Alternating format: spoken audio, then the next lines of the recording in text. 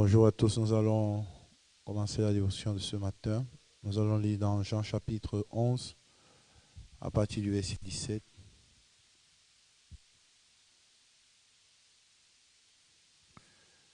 Jean chapitre 11, verset 17. Jésus étant arrivé, trouva que Lazare était déjà depuis 4 jours dans le sépulcre. Et comme Béthanie était près de Jérusalem, à 15 stades environ, beaucoup de Juifs étaient venus vers Marthe et Marie pour les consoler de la mort de leur frère. Lorsque Marthe apprit que Jésus arrivait, elle alla au-devant de lui, tandis que Marie se tenait assise à la maison. Marthe dit à Jésus, Seigneur, si tu étais ici, mon frère ne serait pas mort. Mais maintenant même, je sais que tout ce que tu demanderas à Dieu, Dieu te l'accordera. Jésus lui dit, ton frère ressuscitera. Je sais, lui répondit Marthe, qu'il ressuscitera à la résurrection au dernier jour. Jésus lui dit, je suis la résurrection et la vie. Celui qui croit en moi vivra quand même il serait mort. Et quiconque vit et croit en moi ne mourra jamais. Crois-tu cela? Elle lui dit, oui Seigneur, je crois que tu es le Christ, le Fils de Dieu, qui devait venir dans le monde. Je suis reconnaissant à Dieu qui continuellement nous accorde la grâce de pouvoir méditer dans la parole. Tous ces derniers temps, véritablement en méditant cette parole, je reçois beaucoup de grâce dans mon cœur. Pourquoi? Parce que pendant que nous préparons le camp, il y a la parole que nous avons reçue du serviteur de Dieu, camp du bonheur, 1000 personnes. Donc, ça veut dire que pour le camp du bonheur, nous sommes en train de préparer pour 1000 personnes, pour recevoir 1000 personnes. Mais lorsque nous regardons les circonstances, la situation, on peut voir que toute chose n'est pas véritablement dans la direction où on prévoit qu'il y aura 1000 personnes. En tout cas, pour chaque événement, on peut faire des prévisions. Évidemment, s'il doit y avoir 1000 personnes d'habitude, s'il doit y avoir 1000 personnes, ça veut dire que à l'heure où nous sommes, il est censé avoir déjà quelque chose comme 800 ou 6, entre 700 et 800 inscrits, normalement.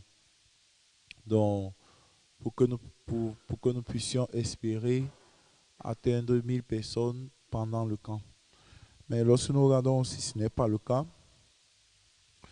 mais continuellement, le serviteur en partant, il a dit chaque fois qu'on ouvre la bouche, chaque fois qu'on prend la parole, donc la première chose qu'on doit dire, c'est quand du bonheur 1000 personnes. Donc ça va devenir le slogan dans notre cœur. Et on doit répéter ça continuellement, quand du bonheur 1000 personnes. En réalité, ce n'est pas que en écoutant cette parole, on doit travailler pour que pendant le camp, il y ait 1000 personnes. Mais premièrement, l'objectif de cette parole, c'est accepter le fait que dans le camp, par rapport au camp du bonheur, Dieu a préparé déjà 1000 personnes. En fait, il y a une grande différence pendant que nous écoutons la parole en fonction de la position de notre cœur. Hier, pendant le culte, donc, il y a un frère qui a témoigné. C'est vrai qu'il a écouté pour le camp du bonheur, il y aura 1000 personnes. En tout cas, il a écouté cette parole jusqu'à présent. Et il avait beaucoup d'engouement au départ. Il était beaucoup motivé au départ de participer au camp.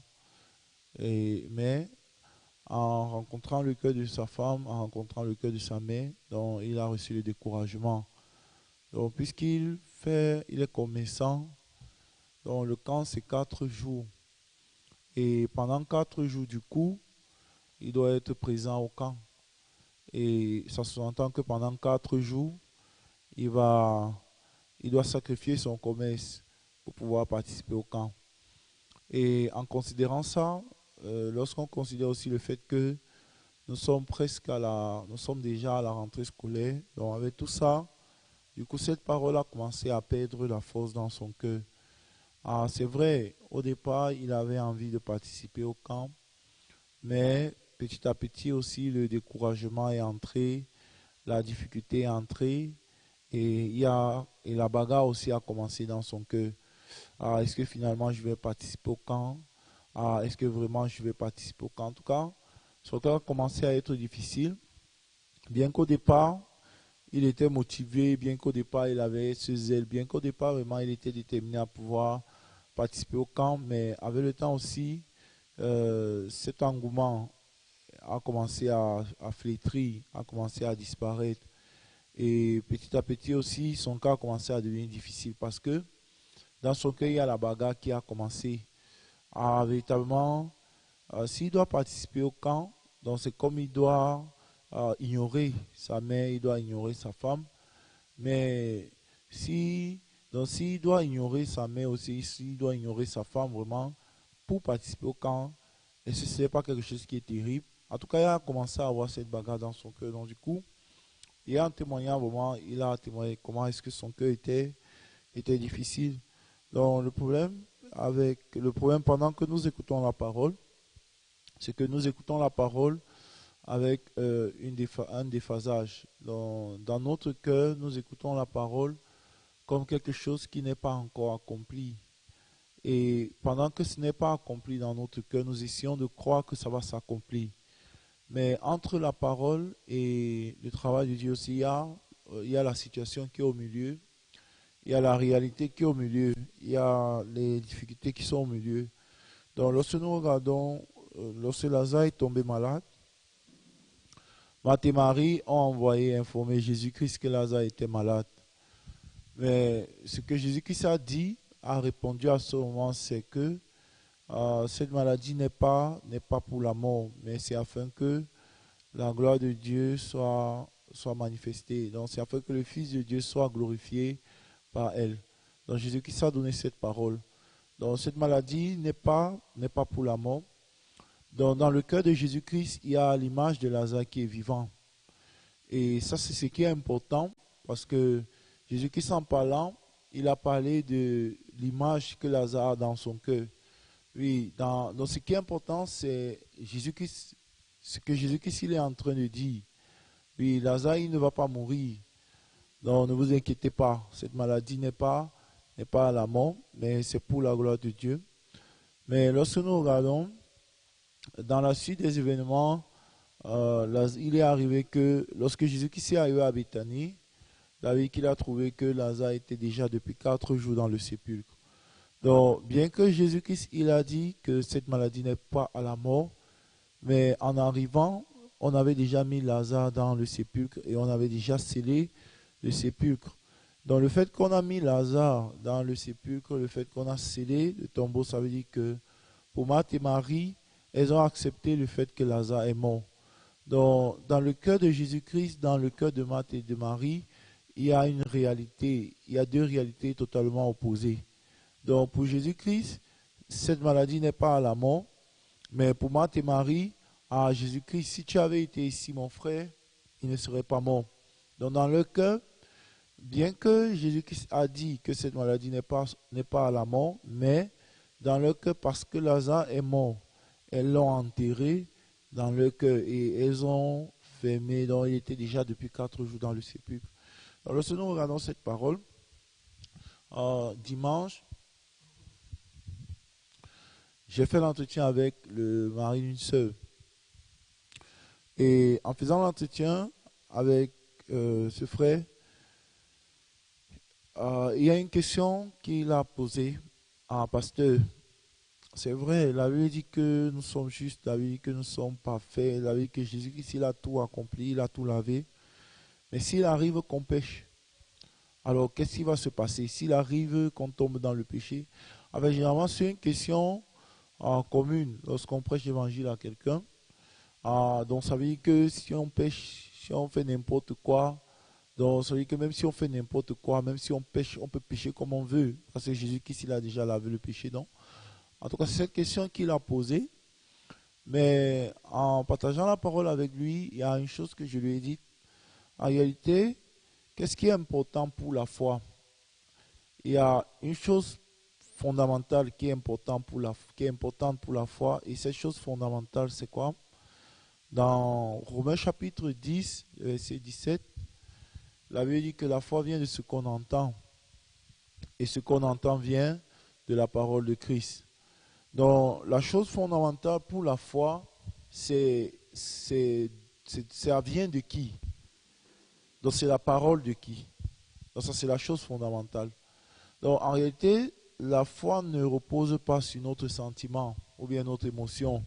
Ah, est-ce que je suis convaincu que ce que je suis en train d'écouter est vrai ou pas? Ce n'est pas ça la base de la foi. Donc le fait que nous soyons convaincus ou pas ne détermine pas la foi. Mais qu'est-ce qui définit la foi? La parole de Jésus-Christ. Donc ce qui est important, c'est la parole de qui? Donc si c'est la parole de Dieu, si c'est la parole de Jésus-Christ, donc que je sois convaincu ou pas n'a aucune importance. Donc ce n'est pas le fait que je ressens que cela soit vrai ou pas. Donc, ça n'a aucune importance. En d'autres termes, le fait que je sois en train de croire, d'accepter, ou bien le fait que je ne sois pas en train d'accepter n'est pas important. Mais ce que Dieu focalise comme ce qui est important, premièrement, c'est la parole de qui? Donc si ce n'est pas la parole de Jésus-Christ, même si nous sommes convaincus de cela, ce n'est pas la foi.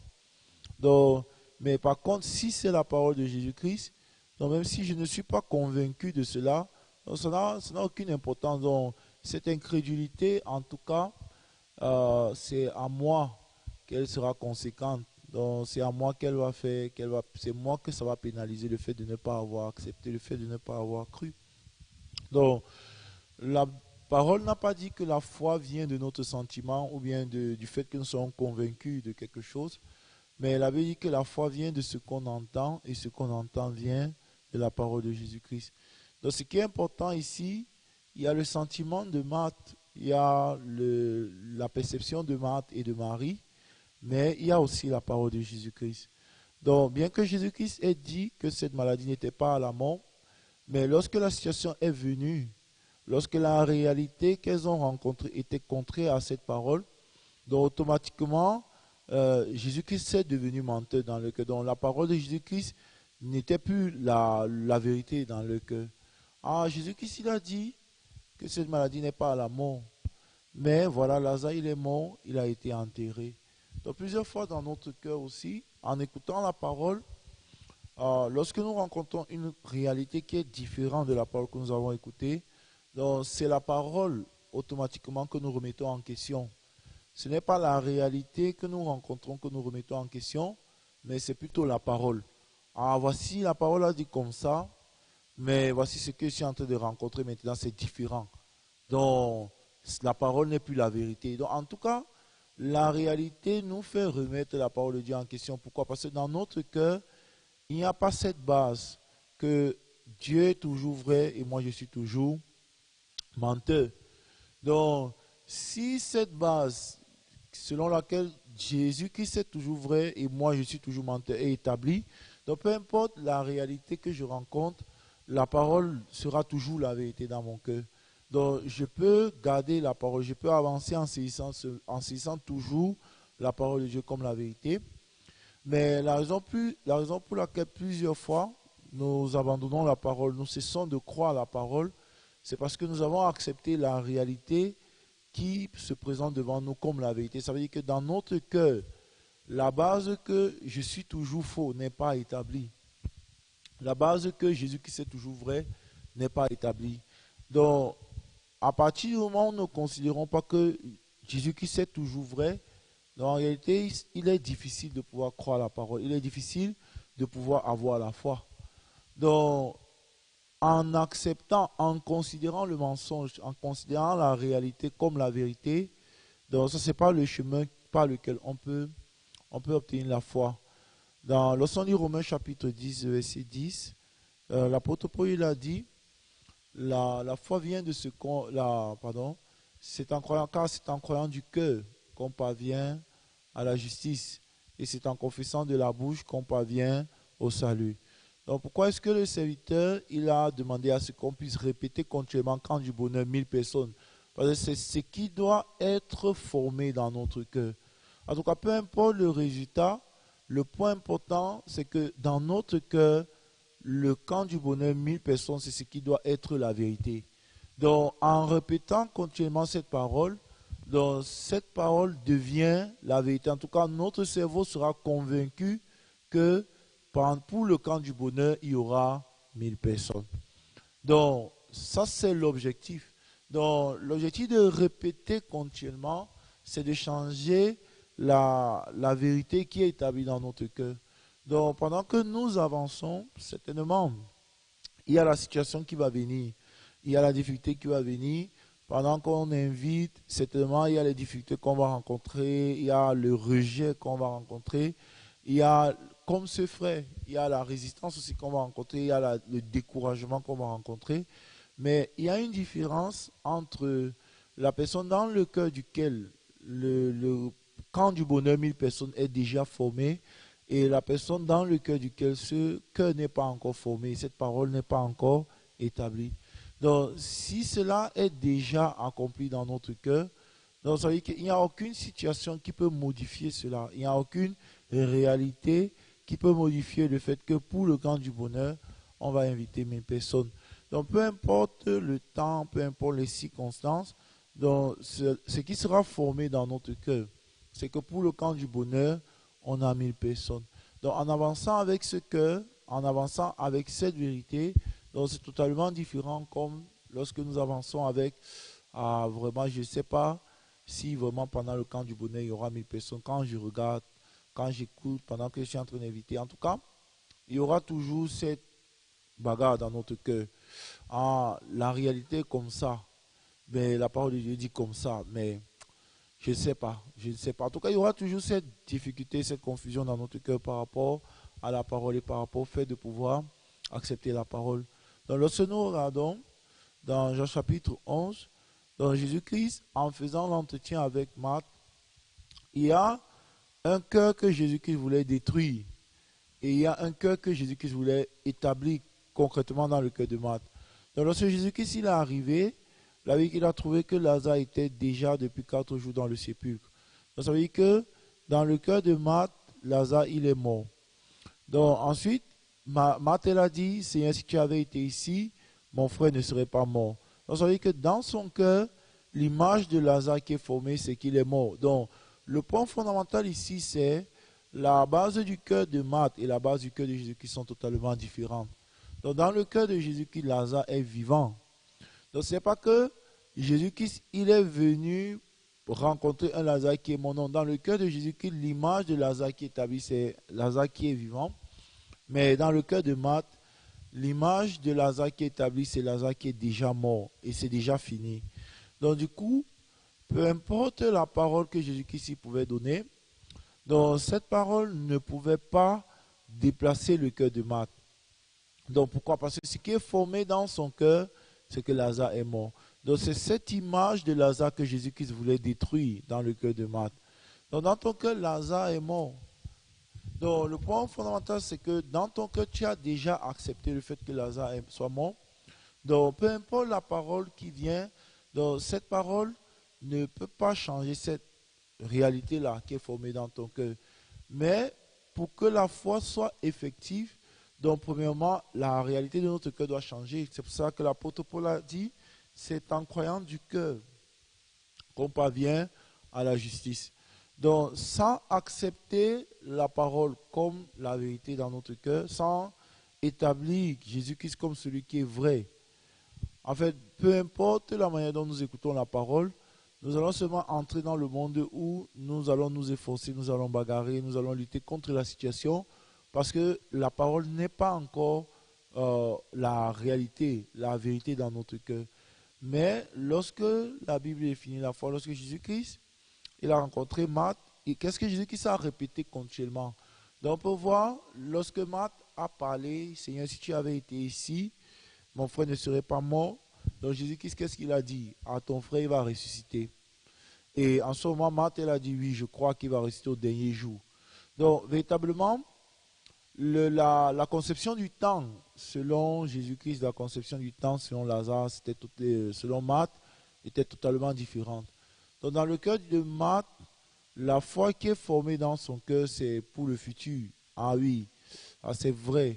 Ça va se faire à la résurrection des morts. Donc, je crois que Lazare va ressusciter quand les morts vont ressusciter. Donc, voilà là où le cœur de Marthe était fixé.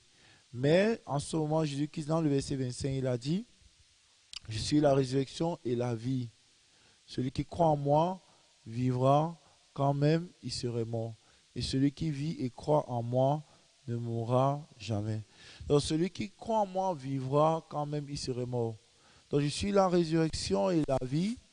Donc celui qui croit, il va vivre. Donc qui vit, c'est celui qui croit. Donc le point important, il y a celui qui a cru, il y a celui qui n'a pas cru. Donc il y a celui qui a accepté la parole de Jésus comme la vérité, mais il y a celui qui n'a pas accepté la parole. En d'autres termes, le problème n'est pas la situation, la réalité que j'ai rencontrée après avoir écouté la parole. Le problème, c'est le fait que je n'ai pas accepté la parole. Donc, la raison pour laquelle, à la fin, notre cœur saisit la réalité, notre cœur est saisi par la situation, c'est parce qu'on n'a pas accepté la parole. Mais nous sommes convaincus, je crois, j'ai cru. Mais à la fin, le fait que ce soit la situation, ce soit le son de la situation qui sort de notre cœur, ça veut dire qu'on n'a pas accepté la parole.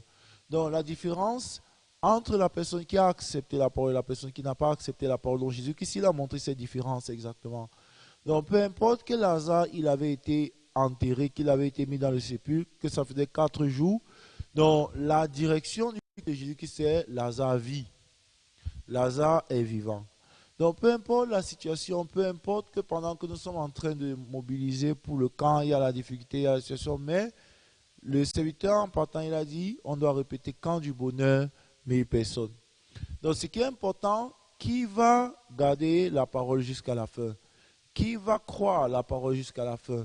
Donc jusqu'à la fin, c'est la personne qui a gardé cette parole, la personne qui a répété cette parole continuellement. Donc c'est cette personne qui va vivre. C'est cette personne qui peut gagner le témoignage, c'est cette personne qui peut avoir la reconnaissance dans son cœur. Mais à la fin, la personne qui a abandonné cette parole, la personne qui a saisi la situation, donc à la fin, pour cette personne, ça va sembler comme si la parole c'est le mensonge. Ça va sembler comme si Dieu n'a pas travaillé. Ça va sembler comme si il n'y a pas eu l'accomplissement. Donc c'est ce qui va paraître. Donc de la même manière, dans le cœur de Jésus-Christ, Lazare est vivant. Mais dans le cœur de Marthe, Lazare est déjà mort. Donc, automatiquement, elle ne pouvait que s'efforcer. Donc, lorsque nous regardons, beaucoup de personnes vivent de la même manière. Alors, la Bible dit, dans Hébreux chapitre 10, le verset 14, quand c'est en vertu de cette volonté que nous sommes sanctifiés par l'offrande du corps de Jésus-Christ une fois pour toutes. Donc, selon la parole, déjà, nous sommes sanctifiés. Dans Éphésiens chapitre 2, la Bible dit que Jésus-Christ nous a ressuscités ensemble avec lui. Donc Dieu nous a ressuscités ensemble avec Jésus-Christ, nous a fait asseoir dans les lieux célestes en Jésus-Christ. Donc, dans le cœur de Dieu, quelle est l'image que nous avons? La Bible dit que nous sommes parfaits. Nous sommes assis ensemble avec Jésus-Christ dans les lieux célestes. Donc ça, c'est la vérité qui est formée dans le cœur de Dieu. Mais dans notre cœur, je ne suis pas encore parfait. Je ne suis pas encore assis avec Jésus-Christ dans les lieux célestes. Je ne suis pas déjà assis avec Jésus-Christ dans les lieux célestes. Donc, dans notre cœur, la réalité, c'est qu'on n'est pas encore parfait. On n'est pas déjà assis avec Jésus-Christ dans les lieux célestes. Du coup, on est en train de vivre pour s'asseoir avec Jésus-Christ dans les lieux célestes. Donc, c'est deux choses totalement différentes. Donc, lorsque Dieu il a envoyé Moïse pour sortir les enfants d'Israël du pays d'Égypte. Donc Moïse, il a demandé à Dieu, ok, s'il me demande qui t'envoie, que c'est qui est la personne qui t'a envoyé, qu'est-ce que je vais leur répondre? En ce moment, Dieu a dit, tu vas leur répondre, celui qui s'appelle Je suis, c'est lui qui t'a envoyé. Donc celui qui s'appelle Je suis, c'est celui-là qui t'a envoyé. Dieu n'a pas dit celui qui s'appelle Je serai. Dieu n'a pas dit celui qui s'appelle J'étais. Mais Dieu a dit celui qui s'appelle Je suis. Ça veut dire qu'en réalité, la foi, ce n'est pas ce qui sera, la foi c'est ce qui est. C'est mettre notre cœur dans ce qui est déjà.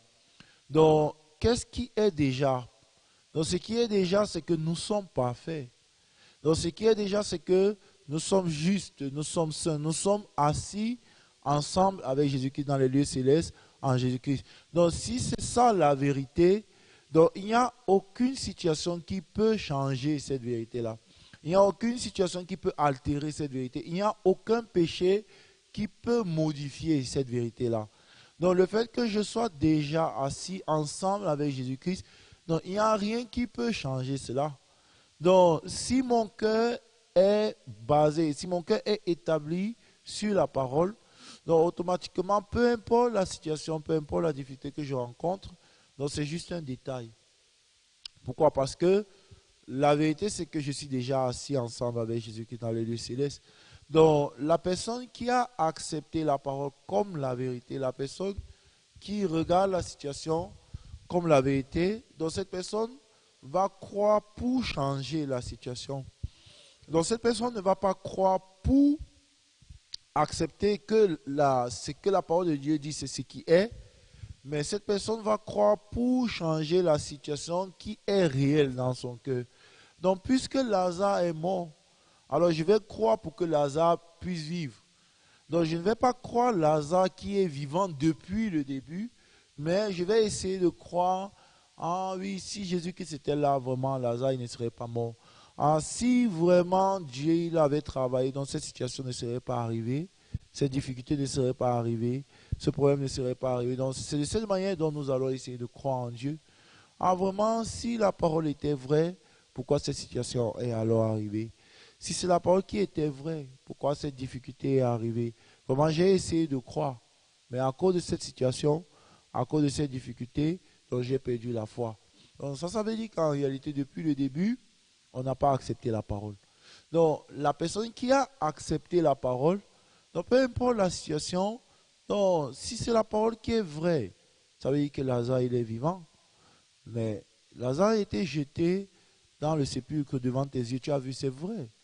Donc, apparemment, c'est comme Lazare, il est mort. Mais, en vérité, Lazare, il est vivant. Donc, lorsque nous lisons la Bible, il y a un monde que Dieu veut former dans notre cœur. Il y a une réalité que Dieu veut former dans notre cœur continuellement à travers la parole. Donc, pourquoi est-ce que nous écoutons la même parole continuellement? C'est afin que ce soit ce monde de la parole qui soit formé dans notre cœur comme la vérité. Ah oui, déjà je suis juste. Déjà je suis saint. Déjà je suis parfait. Pourquoi? La parole de Dieu dit car la Bible dit car par une seule offrande il a amené à la perfection pour toujours ceux qui sont sanctifiés. Donc, à travers une seule offrande, Jésus-Christ déjà nous a rendus parfaits. Nous sommes déjà parfaits. Donc, si nous sommes déjà parfaits, donc ça veut dire qu'en réalité, peu importe mes manquements, peu importe mes faiblesses, peu importe le péché dans lequel je peux tomber, ce péché, ces faiblesses, ces manquements ne peuvent pas modifier le fait qu'à travers l'offrande de Jésus-Christ, je suis déjà parfait. En tout cas, la vérité dans notre cœur peut exactement surmonter, nous affranchir de la réalité, nous affranchir de la situation, nous affranchir de la difficulté qui est visible devant nous. Donc, lorsque nous regardons la Bible, il y a un monde que Dieu voudrait former dans notre cœur. À travers l'entretien que Jésus-Christ il a fait avec Marthe, il y a une vérité que Jésus-Christ voulait établir dans le cœur de Marthe. Et la vérité, c'est quoi? C'est moi qui suis vrai. C'est moi qui ai raison. Toi, tu es toujours menteuse. Donc, il ne faut pas croire ce que tu vois. Il ne faut pas croire ce que tu ressens. Il ne faut pas croire la réalité qui est visible devant toi, mais il faut croire ma parole. Il faut accepter seulement ma parole. Donc, Jésus-Christ voulait former ce cœur dans Marthe. Donc, c'est Jésus-Christ qui est toujours vrai. Donc, peu importe la situation, c'est la parole qui est la vérité. Donc, la parole n'est pas la vérité tant que la situation cadre avec la parole. Même si la situation est différente de la parole, c'est la parole qui est la vérité. Nous allons lire des paroles. 2 Corinthiens chapitre 6. 2 Corinthiens chapitre 6.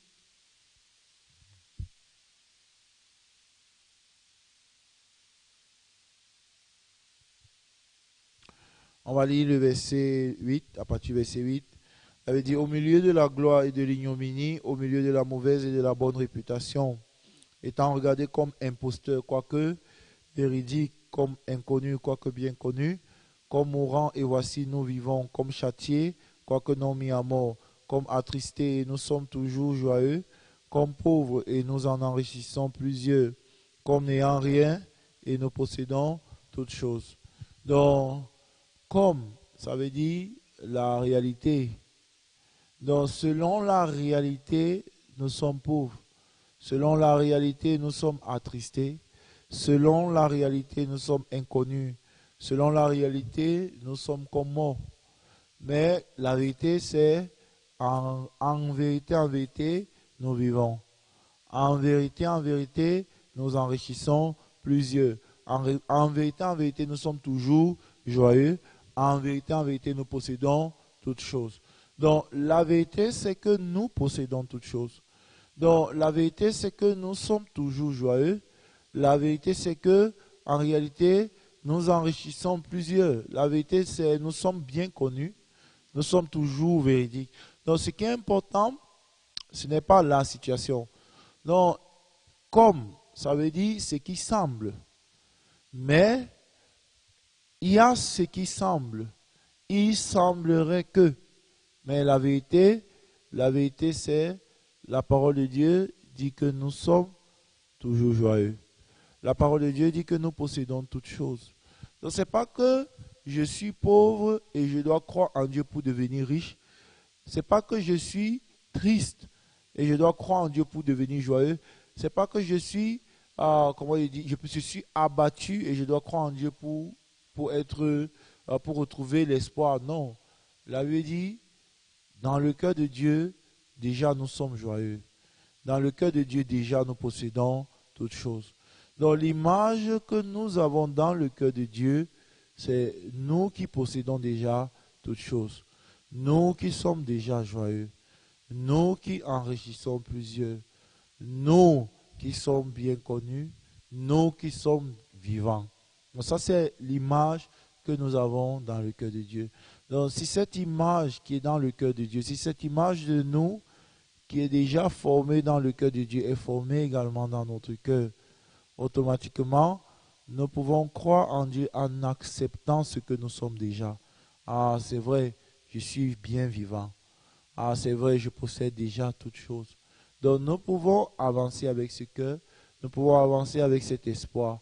Ah, pour le camp, déjà, il y a 1000 personnes. En ce moment, nous pouvons avancer avec la foi que déjà, c'est accompli. Déjà, cette parole est accomplie et je vais rencontrer ce qui est déjà accompli, ce que Dieu a déjà préparé. Donc, on peut gagner l'espoir continuellement pendant que nous avançons. Donc, Dieu veut déplacer notre cœur dans ce monde. Dieu veut déplacer dans le monde, notre cœur dans le monde de ce qui est déjà. Pas dans le monde de ce qui sera, mais dans le monde de ce que Dieu, il a déjà accompli à travers Jésus-Christ. Donc, en méditant cette parole de Jean chapitre 11, j'étais reconnaissant dans mon cœur, donc, en répétant continuellement quand du bonheur 1000 personnes, donc cette réalité et cette parole peut se former dans notre cœur comme la vérité. Et en avançant aussi, nous pouvons plutôt gagner l'espoir dans notre cœur, pas le désespoir, pas le découragement. Donc, je suis reconnaissant pour Dieu qui nous accorde la grâce continuellement, en méditant la parole, de pouvoir découvrir le point erroné en ce qui concerne notre foi. Donc nous essayons de croire en Dieu pour changer la situation, mais en réalité, le but de la foi, ce n'est pas de changer la situation. Le but de la foi, c'est de placer notre cœur dans ce qui est déjà, de ce que Dieu a déjà accompli, la vérité. Donc si notre cœur entre dans la vérité de ce qui est déjà, donc nous pouvons gagner l'espoir, le repos dans notre cœur, nous pouvons gagner la joie dans notre cœur, nous pouvons gagner aussi la paix dans notre cœur. Alors, je vais m'arrêter ici, prions. Éternel notre Dieu et notre Père, nous te sommes infiniment reconnaissants. Pendant que nous préparons le camp, il y a les situations qui sont réelles, visibles autour de nous. Donc pendant que nous préparons le camp, il semblerait, comme il y a la difficulté, il y a la situation, il semblerait, Éternel notre Dieu, comme si cette parole n'est pas vraie. Mais la vérité, c'est qu'à travers ta parole, Éternel notre Dieu, tu as déjà accompli toutes choses. Et pendant que nous avançons aussi, nous pouvons voir cette différence entre la personne qui a saisi cette parole, la personne qui a déjà déplacé son cœur dans le monde où cette parole est la vérité. Et la personne qui tient son cœur encore dans le monde où cette parole n'est pas encore la vérité. Donc pendant que nous croyons pour essayer de changer la situation, la foi véritable ne peut pas être formée dans notre cœur. Mais la foi véritable ne consiste pas à changer la situation. La foi véritable consiste à régner notre propre réalité et accepter la réalité de la parole, accepter la vérité de la parole, accepter la parole comme la vérité dans notre cœur. Donc, peu importe la situation que nous rencontrons, si la parole est la vérité dans notre cœur, donc à la fin, c'est notre propre réalité que nous allons renoncer, que nous allons rejeter.